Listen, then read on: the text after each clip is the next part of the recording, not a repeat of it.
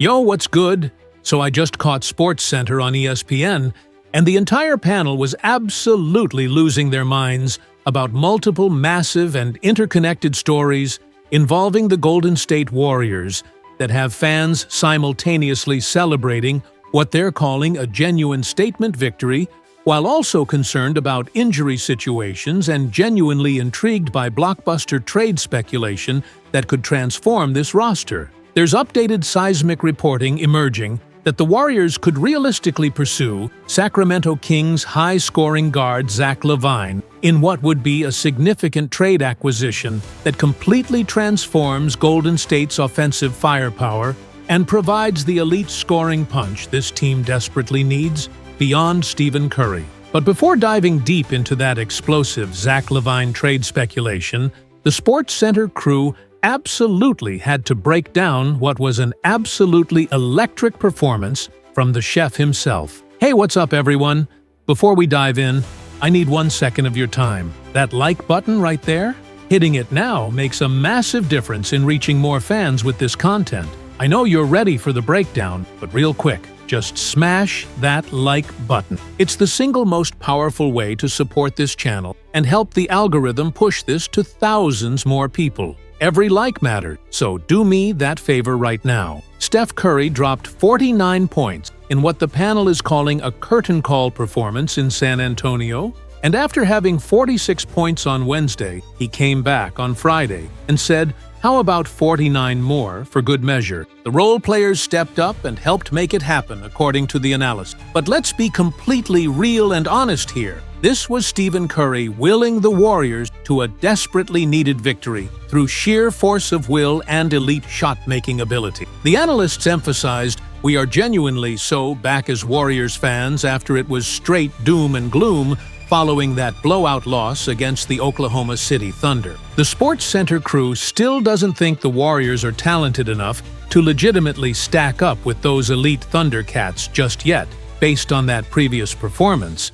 But Golden State went into San Antonio on the brutal second leg of a back-to-back and beat the Spurs after being down 16 points early in this ballgame. The Warriors turned it completely around and went up by as many as 43 points during stretches, all led by the absolute brilliance of Stephen Curry, who looked completely recovered from that mysterious illness. Curry covered 46 on Wednesday, then dropped 49 on Friday, showing he can still carry this team on his back at 37 years old, which is genuinely remarkable. But unfortunately, the Warriors had a concerning injury situation go down during this contest that has the organization genuinely worried about depth. Jonathan Kuminga went down with a knee injury, which is absolutely not good news for Dub Nation and Golden State's already thin rotation. Kuminga left the game with knee soreness and did not return to action for the remainder of the contest, and the broadcast didn't catch exactly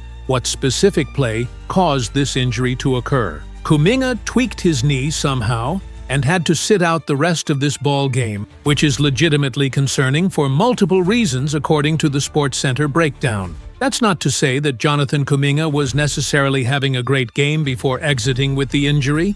He was held completely scoreless in this one, which is genuinely alarming for a player of his athletic ability.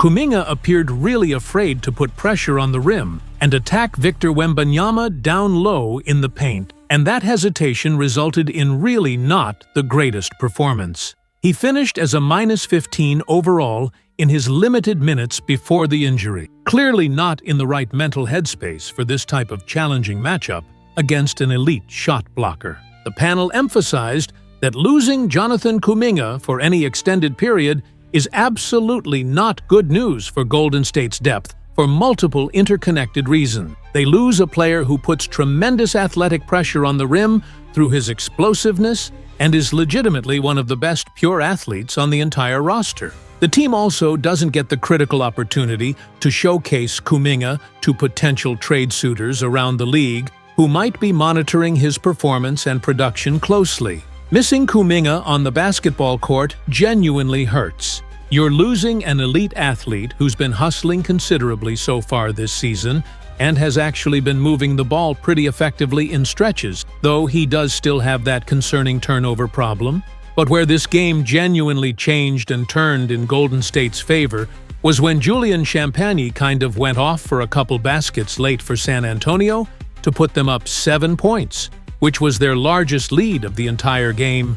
Jimmy Butler, about a minute later, stopped the bleeding with a little floater, and that's when Stephen Curry re-entered the game, and as they say, he got his swagger back, and the Warriors got their joy back. Gary Payton II hit a couple absolutely huge three-pointers down the stretch. There was a massive shot from Brandon Podziemski that Curry was loving and celebrating. Then Curry himself gets the final laugh by knocking down 2 clutch free throws with just 6 seconds remaining to seal the victory. And guess who took the last shot attempt for San Antonio trying to tie or win it? De'Aaron Fox, and the SportsCenter crew was genuinely asking for exactly that scenario, because they wanted Fox taking that shot rather than Wembanyama. Fox shot it, he missed, though it almost went in and would have been devastating. What an absolutely electric game all around from a pure entertainment standpoint. The analysts emphasized what a genuinely huge win this represents. Back-to-back victories for the Warriors, which is critical for this team to respond the way they did to that just ugly, embarrassing loss to Oklahoma City. From a confidence standpoint, this does absolute wonders for this Warriors group, and they accomplished it once again without Jonathan Kuminga available. Late-game execution was the difference. The Spurs are a young, talented team that didn't execute down the stretch and weren't able to close it out, which is something San Antonio will learn from as they continue developing. The Warriors have Stephen Curry on their team, and that's the X factor that other organizations simply do not have access to. Curry was hitting shots in that fourth quarter that were just absolutely ridiculous and shouldn't be possible. The SportsCenter crew doesn't think the Spurs defense played poorly at all. Steph is just Steph, and he hits shots that mathematically and physically shouldn't go in, but somehow they do every single time. Contributions from guys like Gary Payton II,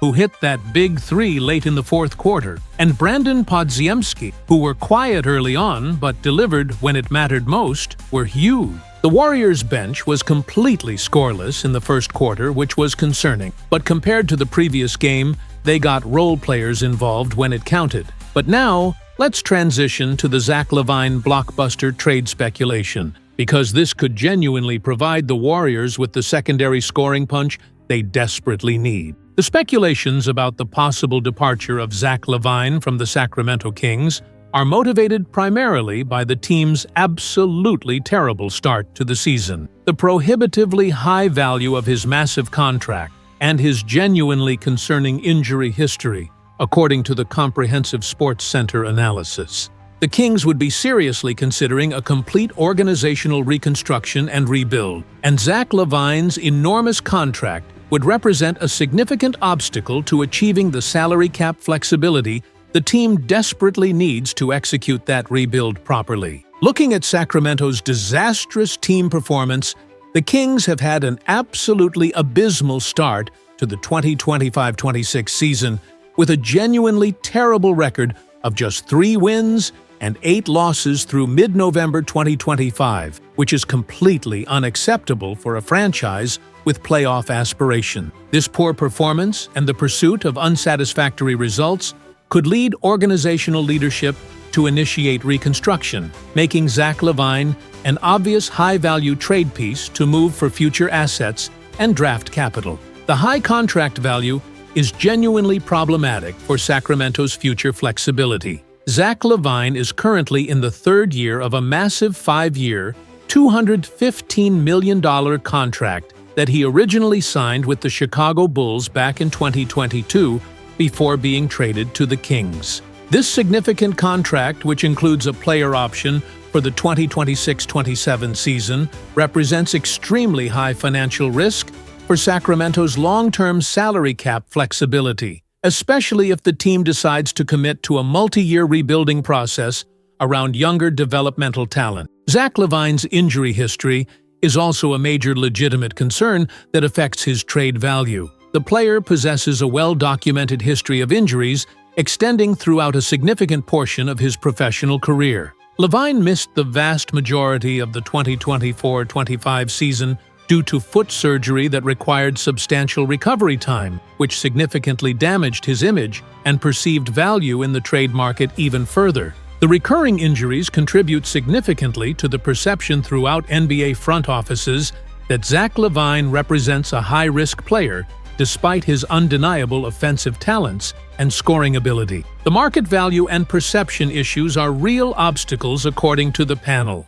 Despite being an absolutely talented scorer who can put up big numbers, Zach LaVine has been consistently criticized by analysts and scouts for not being a winning player who elevates his teammates and for his substantial defensive deficiencies on that end of the floor.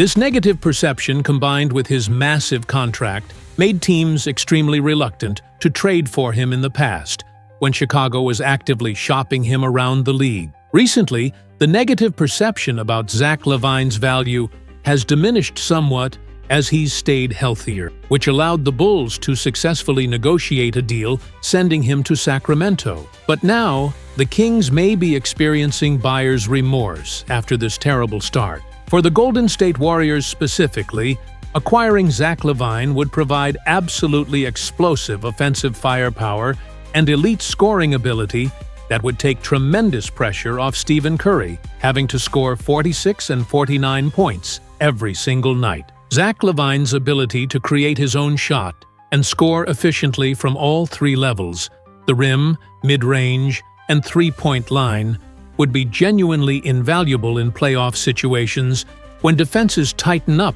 and make every possession more difficult. LaVine's athleticism and transition scoring ability would fit beautifully into the Warriors' up-tempo offensive system that thrives in the open court. The SportsCenter crew genuinely thinks if the Warriors can acquire Zach LaVine without giving up their core foundational pieces like Moses Moody or future draft capital, he could be the offensive weapon that puts Golden State over the top as legitimate championship favorites in the Western Conference. LaVine would provide that consistent second scoring option behind Curry that this team has desperately lacked. So that was the comprehensive SportsCenter breakdown of Steph Curry's absolutely remarkable 49-point masterpiece performance. The concerning Jonathan Kuminga knee injury situation that has the Warriors worried about depth, plus the explosive Zach LaVine trade speculation that could completely transform Golden State's championship aspiration.